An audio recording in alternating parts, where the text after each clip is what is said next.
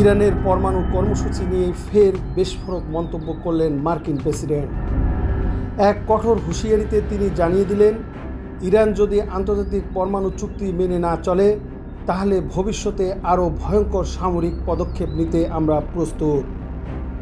এমন হামলা হবে যার পর আর কিছুই আস্ত থাকবে না। এই মন্তব্য করেছেন তিনি হোয়াইট হাউসে আয়োজিত এক সাংবাদিক সম্মেলনে, যেখানে মধ্যপ্রাচ্যের সাম্প্রতিক উত্তেজনা ও আমেরিকার নিরাপত্তা নীতিমালা নিয়ে প্রশ্নের উত্তরে প্রেসিডেন্ট এই বক্তব্য দেন।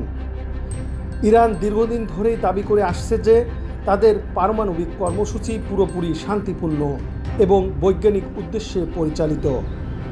তবে পশ্চিমা বিশ্ব, বিশেষ করে আমেরিকা বিশ্বাস করে ইরান গোপনে পরমাণু অস্ত্র তৈরির পথে এগোচ্ছে। গত কয়েক বছরে আন্তর্জাতিক পরমাণু পর্যবেক্ষণ সংস্থা IAEA এর একাধিক প্রতিবেদনে দেখা গেছে ইরান ইউরেনিয়াম সমৃদ্ধ করার হার বৃদ্ধি করেছে, যা শান্তিপূর্ণ গবেষণার চেয়ে অনেক বেশি মাত্রায়। এটি ইঙ্গিত করে যে তারা অস্ত্র তৈরির পর্যায়ে যেতে চাইছে।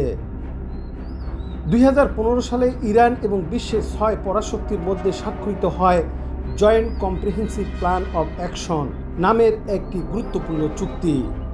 এই চুক্তির আওতায় ইরান তার পরমাণু কার্যক্রম সীমিত করতে রাজি হয় এবং এর পরিবর্তে আন্তর্জাতিক নিষেধাজ্ঞা তুলে নেওয়া হয়।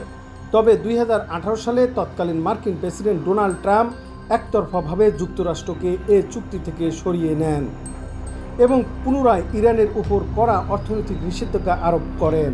এর ফলে ইরান ধীরে ধীরে চুক্তির নিয়ম লঙ্ঘন করতে শুরু করে। গত কয়েক মাসে ইসরায়েল ও ইরানের মধ্যে পাল্টাপাল্টি হামলা এবং ইয়েমেন ও সিরিয়ায় সংঘর্ষ পরিস্থিতি আরও জটিল করেছে। মার্কিন প্রশাসন দাবি করছে ইরান ঘনিষ্ঠ মিলিশিয়ারা মধ্যপ্রাচ্যে মার্কিন ঘাঁটিতে একাধিক হামলা চালিয়েছে। এ অবস্থায় হোয়াইট হাউস আরও কড়া অবস্থান নিচ্ছে।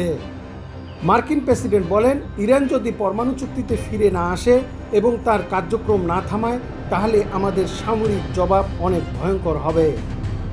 আমরা শান্তির পথে আগাতে চাই, তবে নিরাপত্তা ও সার্বভৌমত্ব রক্ষায় কোনো ছাড় দেওয়া হবে না। মার্কিন প্রেসিডেন্টের এই বক্তব্যের পরপরই ইরানের পররাষ্ট্র মন্ত্রণালয় কঠিন বিবৃতি দেয়। তারা একে যুদ্ধ উস্কানি বলে উল্লেখ করে জানায়, ইরান একটি স্বাধীন রাষ্ট্র। আমরা ভয় পাই না। যারা আগ্রাসন করবে তাদের উপযুক্ত জবাব দেওয়া হবে। ইরান আরও দাবি করে মার্কিন প্রশাসনের এই হুমকি আন্তর্জাতিক আইন ও জাতিসংঘ সনদের পরিপন্থী। মার্কিন প্রেসিডেন্টের হুমকির পর জাতিসংঘ, ইউরোপীয় ইউনিয়ন এবং রাশিয়া গভীর উদ্বেগ প্রকাশ করেছে।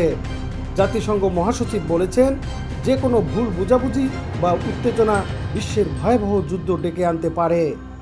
সকল পক্ষকে শান্তিপূর্ণ সমাধানে ফিরতে হবে।